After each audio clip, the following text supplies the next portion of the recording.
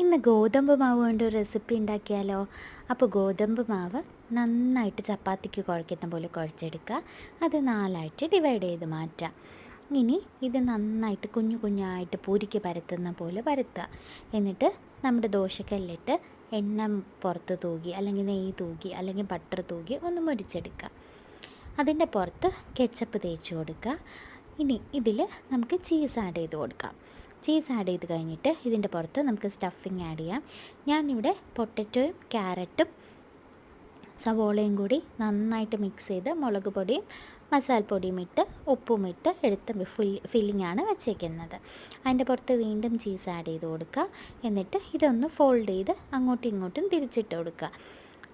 ആവശ്യത്തിന് cheese add ചെയ്തിട്ടുള്ളതുകൊണ്ട് തന്നെ ഇത് ഇളകി പോകുന്നുള്ള ടെൻഷനൊന്നും വേണ്ട കേട്ടോ. അപ്പോൾ നമ്മുടെ അടിപൊളി സ്നാക്ക് റെഡി ആയിട്ടുണ്ട്. നിങ്ങളും ട്രൈ ചെയ്ത് നോക്കണേ.